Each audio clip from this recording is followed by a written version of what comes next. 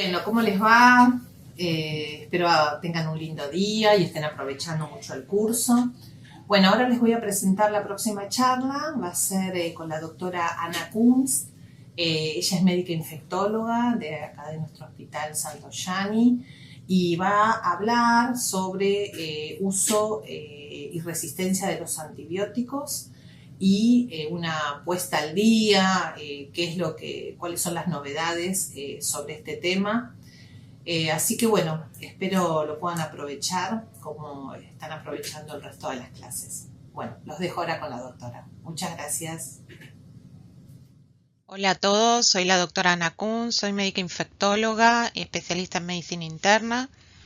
No tengo ningún conflicto de interés sobre esta presentación y vamos a hablar de la resistencia a los antimicrobianos, desafíos actuales. ¿Cuáles son los desafíos actuales con respecto a la resistencia a los antimicrobianos? Este es un estudio que se publicó en el Lancet en el 2019, donde se muestra que 4,5 millones de muertes por año están asociadas a las RAM. Esto equivale a 22 aviones Boeing 747 por día. Y se estima que para el año 2050 10 millones de muertes estarían asociadas a las RAM, que esto equivale a 50 aviones Boeing 747 por día. Esto es para observar que estamos interconectados, que la RAM se transfiere a través de los vuelos, que la polución ambiental, las sequías, todo el medio ambiente influye sobre la resistencia a los antimicrobianos. ¿Cuáles son las consecuencias directas de la RAM?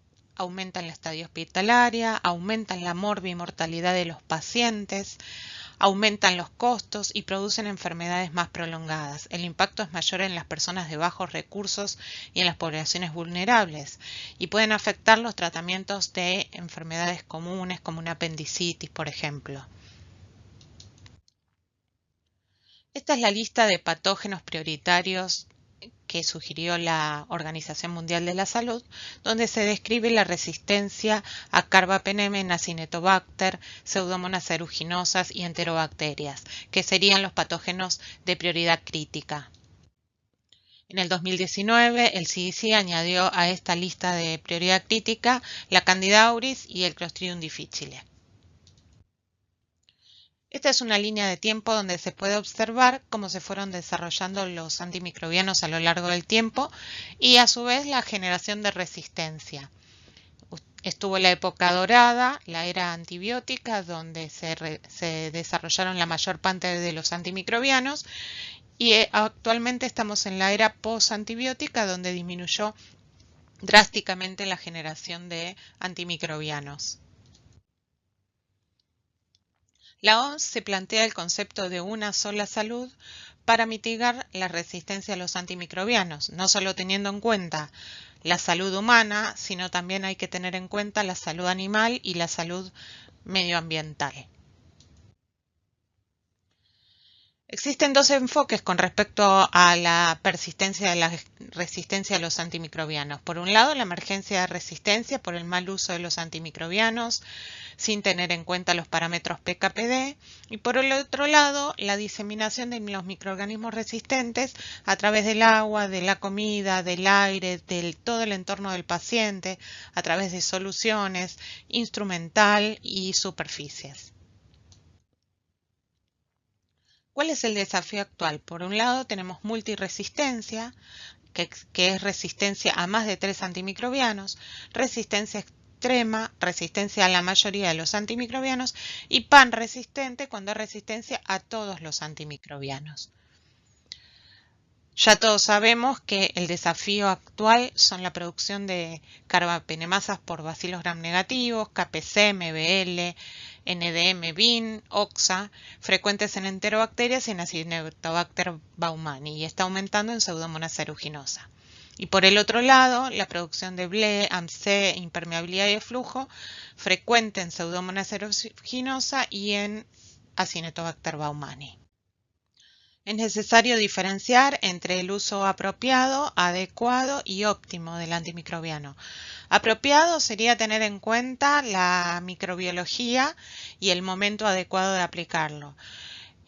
Adecuado es la penetración en los tejidos. Es necesario que si tenemos una infección del sistema nervioso central, tengamos buena penetración a nivel de la barrera hematoencefálica, o si tenemos un foco urinario, buena concentración en orina, o si tenemos una neumonía, buena concentración en pulmón. Y óptima, para obtener los mejores resultados, la utilización de los parámetros farmacodinámicos y farmacocinéticos. Tener en cuenta que el bundle o paquete de medidas para el uso de antibiótico-terapia en cuidados intensivos no solo es el momento en que voy a iniciar el antibiótico, si tenemos una infección documentada para iniciar el antibiótico, si se realizó la toma de cultivos para en vivo microbiología, si se seleccionó el antibiótico adecuado de acuerdo a las políticas locales y el riesgo del paciente. Y para continuarlo, evaluación diaria de la desescalación, rotación a vía oral, rotación a un esquema adecuado, suspensión del antibiótico. Y por otro lado, la monitorización de drogas de acuerdo a las políticas locales. Entonces, evaluamos la urgencia del tratamiento antibiótico, si hay que iniciarlo ya, la toma de muestras en microbiología y el control de foco fundamental.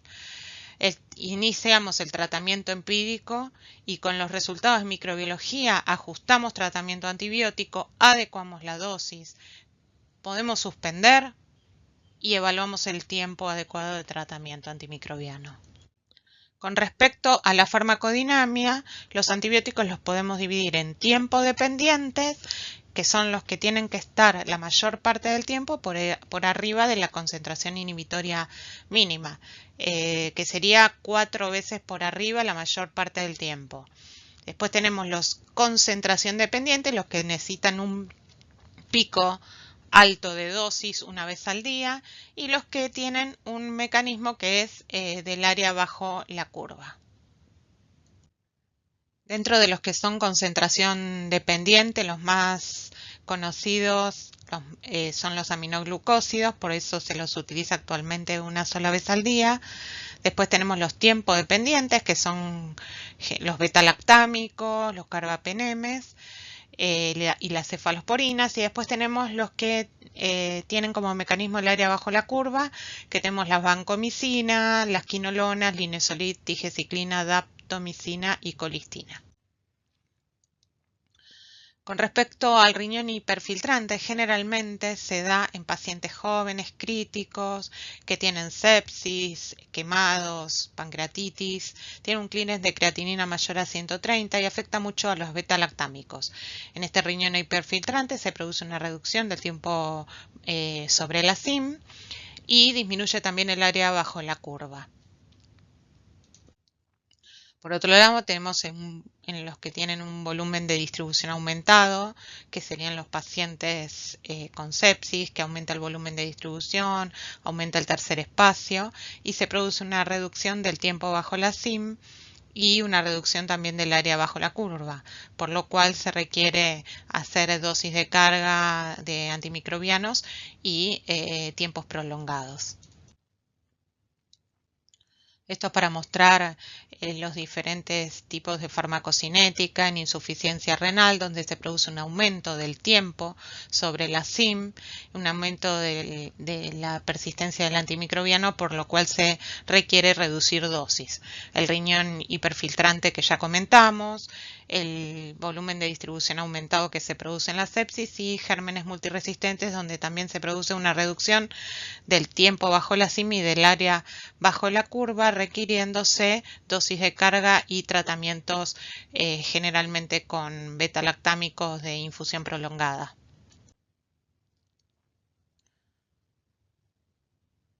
Entonces deberíamos pasar de un tratamiento universal para todos los pacientes, el mismo esquema antimicrobiano, a un tratamiento estratégico, con similar eficacia, similar toxicidad y menor impacto ecológico, mediante la utilización de herramientas de diagnóstico antimicrobiano, la individualización de cada paciente, los factores de riesgo, el diagnóstico etiológico y la utilización de los parámetros PK/PD. Es necesario realizar la vigilancia epidemiológica. ¿Qué es la vigilancia epidemiológica de la colonización? Es la detección de los pacientes colonizados con carbapenemasas, KPC, MBL, OXA. Y estos pacientes, esto que vemos por debajo del iceberg, es la colonización que en un 9% se va a transformar en infección. Por eso es necesario poder realizar la detección de los pacientes colonizados para poder prevenir la transmisión horizontal de los gérmenes multiresistentes.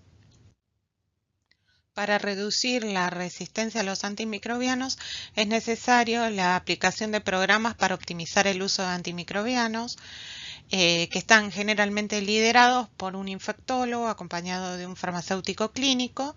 Tiene que tener el apoyo de la dirección del hospital y trabajar en conjunto con microbiología, los comités de calidad y seguridad del paciente, enfermería, farmacia, control de infecciones y un experto en informática.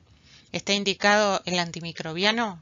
El antimicrobiano correcto, en el momento adecuado, la dosis adecuada y durante el tiempo adecuado. Es necesario evaluar los momentos para la decisión de los antimicrobianos. Estos momentos es el primer momento en que uno se pregunta, ¿el paciente tiene una infección que requiere antimicrobianos? ¿Le realicé los cultivos adecuados para comenzar los antibióticos? ¿Qué tratamiento antibiótico empírico le debo iniciar? ¿Pasaron 24 a 48 horas? ¿Puedo finalizar el antibiótico? ¿Puedo reducir el antimicrobiano? ¿Puedo rotar el antibiótico a vía oral? ¿Qué duración del antimicrobiano es necesario para mi paciente? Entonces, primero voy a evaluar qué foco tengo y de acuerdo a eso voy a tener en cuenta qué tratamiento antibiótico le inicio adecuado al foco que tengo. Si tengo una neumonía, le inicio un tratamiento antibiótico. Si mi foco es una infección urinaria, le voy a iniciar otro tratamiento antibiótico. Eso creo que está claro. Y vamos a tomar en cuenta la epidemiología local, si el paciente tuvo infecciones previas o colonizaciones previas por microorganismos resistentes, si tuvo antibióticos previos, cuánto tiempo los tuvo, la severidad del cuadro clínico y si hay colonización actual en el ambiente de la terapia intensiva donde está el paciente. Y de acuerdo a eso, teniendo en cuenta todas estas cosas, voy a iniciar un tratamiento empírico adecuado al paciente que tengo. Entonces, ¿qué estrategias voy a tener? La estrategia número 1 va a ser la adecuada elección del tratamiento empírico inicial. Como dijimos, de acuerdo, teniendo en cuenta la epidemiología local, qué foco sospecho y el microorganismo adecuado a ese foco. Estrategia 2, el control del foco, drenaje de abscesos, debilitar, drenar, remover los cuerpos extraños. Por otro lado, la estrategia 3 es de desescalar, reducir el número de antibióticos utilizados, reducir el espectro del antimicrobiano y reducir el tiempo de tratamiento. Hay muchos estudios que nos informan que el tiempo, la duración del tratamiento antibiótico se puede reducir porque mostraron que la mortalidad era igual entre el tratamiento corto y el tratamiento prolongado. Entonces, acá mostramos una tabla de cuánto podemos reducir los tratamientos de acuerdo al foco infeccioso que tenemos. Neumonía aguda de la comunidad entre 5 a 7 días, intrahospitalaria 7 días, asociada a ventilación mecánica 7 días, urosepsis 7 días, pielonefritis 7 días. Infección de piel y partes blandas entre 5 y 7 días, abdominales la podemos reducir a 4 días y bacteriemia por bacilos gram negativos con control del foco 7 días. Es necesario tener en cuenta que los antimicrobianos también producen eventos adversos y en algunos casos graves. Acá les muestro algunos ejemplos en esta diapositiva, por ejemplo de necrosis epidérmica tóxica producida por trimetroprima sulfametoxazol, una injuria renal aguda producida por el uso concomitante de vancomicina y piperacilina tazobactam, o una neuropatía periférica permanente producida por fluoroquinolonas, una necrosis tubular aguda producida por vancomicina en un paciente adulto. La ciprofloxacina, las fluoroquinolonas también pueden producir ruptura de tendón de Aquiles o ruptura de aneurisma de aorta. Entonces, tener en cuenta que pueden producirse eventos adversos graves por estos antimicrobianos. El uso de antimicrobianos y eventos adversos. En este trabajo se vio que 1 de cada 5 personas que reciben un antimicrobiano sufre un evento adverso y 20% de los antimicrobianos eran innecesarios. Más del 95% de los eventos adversos producían prolongación de la estadía en el hospital, readmisiones y estudios adicionales. Acá le presento un caso clínico que muestra un hombre de 50 años con antecedentes de convulsiones, ingresa al servicio de emergencias por una convulsión, una sospecha de aspiración, por lo cual se le realiza una radiografía de tórax donde se observa opacidades bilaterales en las bases pulmonares.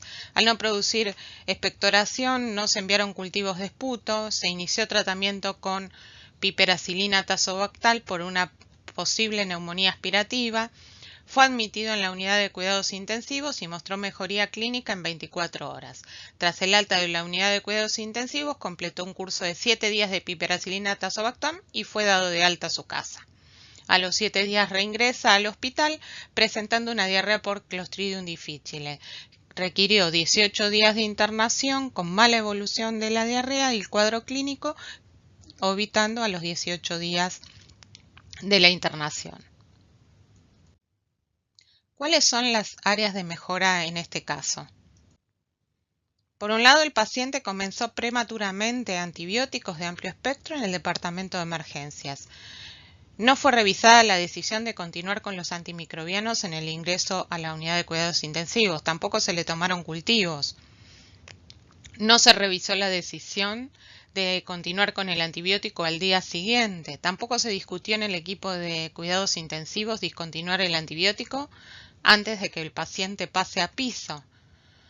Y no se discutió con el equipo de piso discontinuar el antibiótico en el piso. El paciente murió como complicaciones antibióticas que causaron este evento centinela.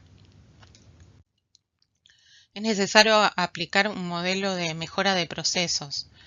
Para esto planeamos, optimizamos el tratamiento de las NAC, desarrollar una guía, un algoritmo de tratamiento, verificar, evaluar los resultados y actuar, realizar acciones correctivas. Como conclusión podemos decir que hay que crear conciencia sobre la importancia de la resistencia a los antimicrobianos, su influencia actual y consecuencias futuras que nos afectan a todos, a nosotros, a nuestras familias y al mundo. La necesidad de trabajar en este tema cada uno desde su lugar de trabajo. Generar y consolidar una cultura de seguridad en la institución a través de un trabajo interdisciplinario. Bueno, muchas gracias a todos.